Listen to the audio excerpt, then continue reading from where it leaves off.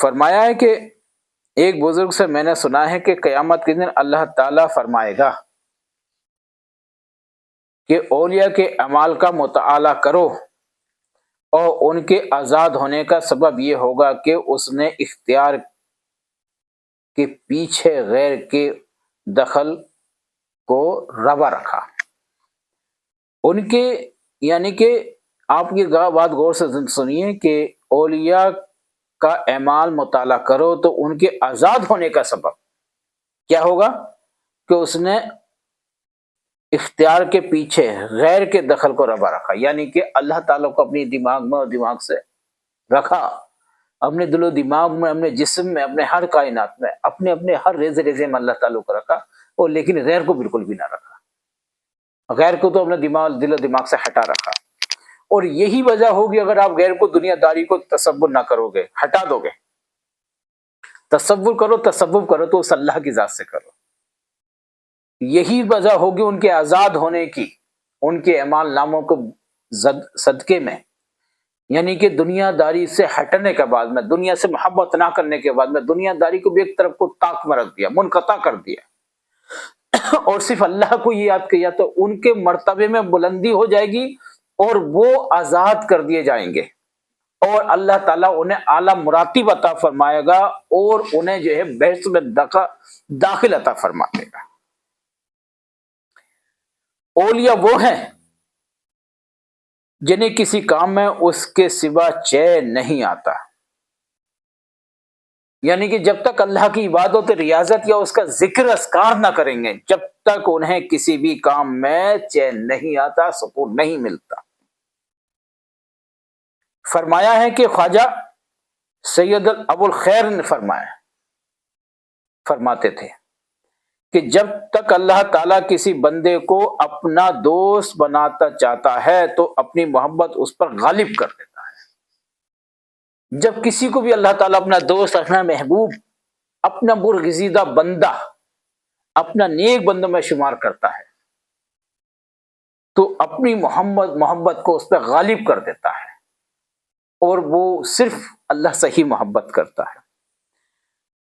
دوسری مرتبہ جب آپ آدمی کی حالت یہ ہو جاتی ہے کہ وہ دوست اسے فرد و نیت کی سوا میں لاتا، یعنی کہ نیت کی سوا کے لیے لاتا ہے تو تاکہ باقی رہے۔ جب عارف حق تعالیٰ کی طرف رجوع کرتا ہے اور اس سے تعلق ہو جاتا ہے تو منزل قرب میں ساکن ہو جاتا ہے۔ کیا بات ہے، منزل قرب میں داخل و ساکن ہو جاتا ہے۔ جب پوچھا جاتا ہے کہ تو کہاں تھا اور کیا چاہتا ہے، اللہ تعالیٰ پوچھتا ہے تو بتا کہاں تھا اور کیا چاہتا ہے تم مجھ سے، تو وہ اس کے سوا اور کچھ جواب نہیں دیتا کہ اللہ تعالیٰ کے ساتھ۔ کیا بات ہے، میں صرف اللہ تعالیٰ کے ساتھ تھا اور یہی چاہتا ہوں۔ اگر افمن شرع اللہ صدرہ کی بات پوچھے تو کیا ہے، تو کہنا چاہیے کہ جب عارف کی نگاہ عالم و وحدانیت اور جلال ربوبیت پر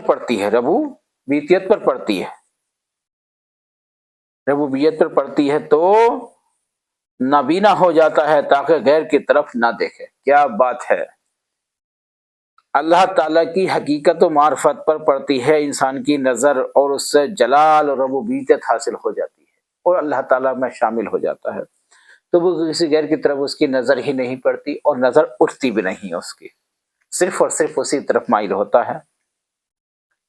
ایک مرتبہ میں بخار میں مدبور مسافر کے دار تھا، وہاں ایک شخص کو دیکھا کہ جو از حد یاد الہی میں مشغول تھا لیکن نابینا تھا۔ ایک شخص تھا جو یاد الہی میں اس قدر مشغول تھا لیکن نابینا تھا۔ میں نے پوچھا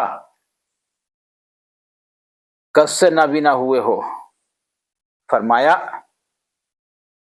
جب میرا کام کمالیت کو پہنچ گیا، جب میری عبادت اور ریاضت میں نے کی اور جب کمال تک پہنچ گئی اور وحدانیت اور جلال اور عظمت پر نگاہ پڑی، تو شروع ہی تو ایک روز بیٹھے بیٹھے میری نگاہ ایک غیر پر جا پڑی۔ ارے واہ! غیر پر جا پڑی۔ غیب سے آواز آئی، مجھے آواز آئی کہ اے مدعی اور دعویٰ، تو ہماری محبت کا کرے اور دیکھے کسی غیر کی طرف۔ کیا بات ہے! کسی غلط انسان پہ، کسی انسان پہ نظر پڑ گئی اور میں نے دیکھا تو اللہ تعالیٰ کی طرف سے آواز آئی کہ تو دعویٰ تو ہماری محبت کا بھرتا ہے کہ ہم تجھ سے محبت کرتے مولا کریم، لیکن دیکھتا کسی اور چیز کو ہے۔ آواز میں نے جب ایسی آواز سنی تو شرمندہ ہو گیا میں، اور بزرگ فرماتی میں شرمندہ ہو گیا اور بات نہیں ہو سکتی تھی،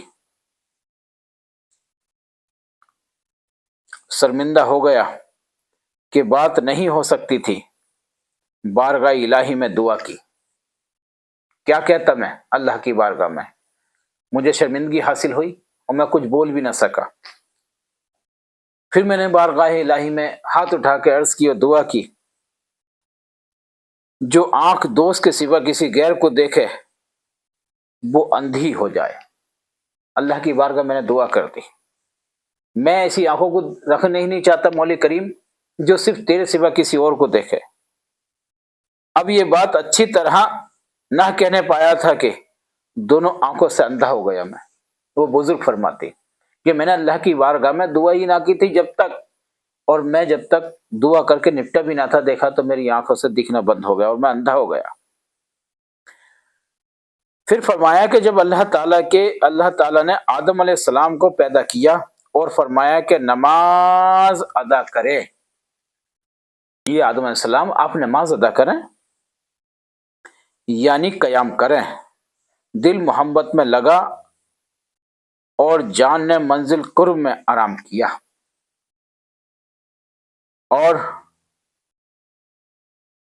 سرور مسول پہنچا۔ آدمیوں کو پیدا کرنے میں یہی مصلحت تھی کہ وہ میری عبادت ریاضت کریں، اور میں انہیں پرکھنا چاہتا ہوں، دیکھنا چاہتا ہوں کہ جو میں نے ان سے وعدہ کیا تھا یا جو مجھ سے وعدہ کر کے آئے تھے، میں نے انہیں عبادت میں ریاضت کے لیے کہ انہوں نے وہ وعدہ وفا کیا کہ میری محبت کا دم بھرتے ہیں، بے شک انہوں نے وہ کیا نہیں کیا۔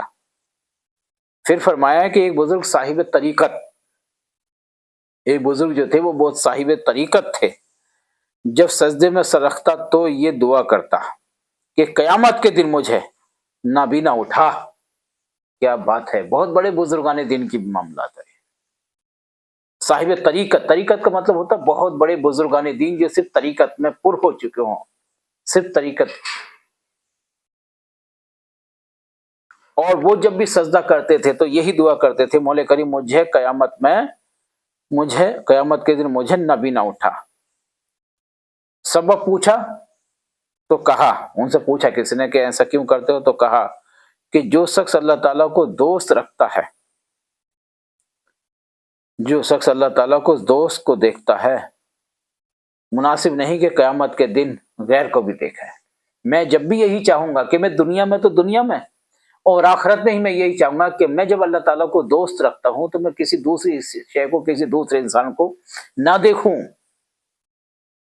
غیر کو کیوں دیکھوں؟ جب میں اللہ تعالیٰ سے میرا تعلق ہے، اللہ تعالیٰ سے ہی میری آرزو ہے، میری اللہ تعالیٰ ہی درخواست ہے، اور اللہ تعالیٰ سے ہی میں محبت کرتا ہوں، تو میں غیر کو کیوں دیکھوں؟ محبت اس چیز کا نام ہے۔ میرے بہنوں بھائیوں، میرے عزیزوں، ناظرین کرام، اس چیز کا نام محبت ہے۔ قیامت کے دن بھی میں کسی اور کو نہ دیکھوں گا، صرف اور صرف میری یہ دعا ہے کہ میں صرف اور صرف تجھے ہی دیکھوں۔ درویش کے بارے میں گفتگو شروع ہوئی تو فرمایا کہ درویش اس بات کا نام ہے جو آئے اسے محروم نہ کیا جائے۔ درویش کسے کہتی پتہ ہے؟ جو آئے اس کے دروازے پہ اس کے دستر خان پہ آئے، اس کے دروازے پہ آئے، اس کے پاس آئے اور کوئی بھی التجا، کوئی درخواست لے کر آئے، کوئی مسائل کے لیے آئے، تو وہ اسے محروم نہ کیا جائے، محروم نہ لوٹائے اسے۔ اگر بھوکا ہے تو اسے کھانا کھلائے، اگر ننگا ہے تو نفیس کپڑا پہنایا جائے، بہرحال خالی نہیں جانے دے۔ اگر پیاسا ہے تو اسے پانی پلائے۔ درویش اس چیز کا نام ہے۔ انسانوں میں درویش ہوتی ہیں لیکن انہیں وہ نہیں جانتے کہ وہ درویش کسے کہتی ہیں۔ جو دوسرے کی ہمدردی میں لگا رہتا ہو، دوسرے کو اپنے در سے، اپنے یہاں سے خالی نہ جانے دیتا ہو، اور کوئی اس کے پاس آئے اور وہ کچھ کہے بھی تو اس کی درخواست کو پورا کرے جو اس کے لائق ہو، اس کا حال پوچھے، دل جوئی کرے، ضرور کرنی چاہیے۔ یہ اسی چیز کا نام درویش ہے۔ ایک مرتبہ حضرت شیخ عثمان ہارونی رحمۃ اللہ علیہ ایک اور درویش سفر کر رہے تھے ان کے ساتھ میں، عثمان ہارونی رحمۃ اللہ علیہ سفر کر رہے تھے، ان کے ساتھ میں ایک درویش اور بھی تھے سفر کر رہے تھے۔ تو ہم نے شیخ بہاؤالدین بختیار اویسی کو از حد بزرگ یعنی کہ از حد بزرگ سرد پایا۔ آپ کی خانقاہ میں یہ دستور تھا کہ جو آتا خالی نہ جاتا تھا، اور ننگا ہوتا تو نفیس کپڑے اسے دیے جاتے تھے۔ ابھی دینا چکتے تو غیب سے ایسے ہی آواز آتی۔ الغرض چند روز آپ کی خدمت میں گزرے، آپ کی پہلی نصیحت یہ تھی کہ جو کچھ ملے اسے راہ خدا میں صرف کر دینا چاہیے۔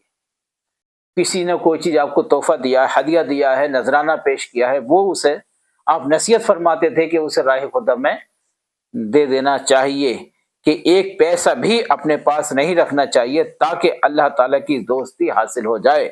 یہ پیسہ، یہ دنیا داری، یہ مال و دولت جو ہے اللہ تعالیٰ کی دوستی کا دم بننے والے جو ہیں، یہ اللہ تعالیٰ کی دوستی سے حاصل نہیں کر سکتے، اللہ تعالیٰ کو حاصل نہیں کر سکتے۔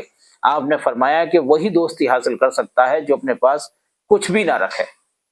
اور ایک جگہ آپ نے یہ بھی فرمایا ہے، اور صوفیہ کرام کا بھی یہ فرمان ہے کہ نہ جمع نہ طمع، یعنی کہ نہ جمع نہ طمع۔ اس کا مطلب ہے کہ جو طمع کرنے کی کوئی ضرورت نہ ہے، جو ملے اسے خرچ کر دو، اور جو ملے اسے منع مت کرو، یعنی کہ نہ جمع نہ طمع نہ منع۔ جو ملے اسے خرچ کر دو، طمع بھی مت کرو، جو ملے اسے منع بھی مت کرو، اور جو ملے اس راہ خدا میں غریب لوگوں، مسکینوں میں خرچ کر دیا کرو۔ فرمایا اے درویش، جسے نعمت حاصل ہوئی اس سے ہوئی۔ پھر ایک حکایت بیان فرمائی کہ ایک درویش از حد فقیر تھا، لیکن اس کی عادت یہ تھی کہ اگر کوئی چیز بطور فتح آ جاتی تو درویش کو بانٹ دیتا تھا۔ ایسی عادت تھی کہ اس کے پاس کوئی بھی چیز آ جاتی تھی تو وہ لوگوں کو، درویشوں کو، اپنے ساتھ والوں کو بانٹ دیا کرتے تھے، اور خود گھر میں گزارا کرتا۔ چنانچہ ایک مرد درویش صاحب ولایت اس کے پاس آئے اور اس سے پانی مانگا۔ ایک ایسے شخص تھے جو صاحب ولایت تھے، ان کے پاس آئے اور پانی مانگنے لگے، تو درویش اندر سے جو کی روٹیاں اور پانی کا کوزہ لے کر آئے، اور چونکہ وہ بھوکے بھی تھے، روٹی کھا کر پانی پیا، اور ایک دوسرے کی طرف دیکھ کر باہم کہنے لگے کہ درویش نے تو اپنا کام کیا ہے، یعنی کہ جن نے کھانا کھلایا، پانی پیا، انہوں نے کہا کہ درویش نے اپنا کام تو کر دیا، ہمیں اپنا کام کرنا چاہیے۔ تو ایک نے کہا اسے دنیاوی دینا چاہیے، یعنی اسے دنیا دینا چاہیے۔ دوسرے نے کہا یہ دنیا کے سبب گہرائی میں پڑ جائے گا، یعنی کہ دیکھنے کہے کہ انہیں دینا چاہیے دنیا داری، تو ہم نے کہا نہیں، دنیا داری میں پڑ جائے گا۔ جواب دیا کہ درویش بخشنے والے ہوتے ہیں، دنیا آخرت کے بدلے دی دعا کے چلے گئے، دنیا بدلے یعنی کہ آخرت کی، یعنی دنیا آخرت کے دے دی، تو یہ دنیا بھی دی اور آخرت بھی دے دی، دعا کر کے چلے گئے۔ پھر وہ درویش ایسا کامل حال ہوا کہ ہر روز اس کے باورچی خانے میں 1000 من طعام اور موجود ہوتا جو خلق خدا کو کھلاتا رہتا تھا۔ ان بزرگان دین کی دعا سے ایسا ہوا کہ روزانہ 1000 من گیہوں روزانہ آتا تھا اور لگا رہتا تھا ان کے پاس میں، اور وہ خلق خدا کو روزانہ کھلاتے رہتے تھے، لیکن ان کا طعام کم نہ ہوتا تھا۔ یہ وہ درویش کی دعا تھی، اور درویش کی دعا سے ماشاءاللہ اللہ تعالیٰ نے کتنا کامیاب و کامران کر دیا کہ وہ دین بھی حاصل کر لی، دنیا اور آخرت بھی حاصل کر لی انشاءاللہ تعالیٰ۔ تو انشاءاللہ آگے کی بات ہم آگے بیان کرتے ہیں، جب تک کے لیے اللہ حافظ، اجازت طلبگار ہیں انشاءاللہ۔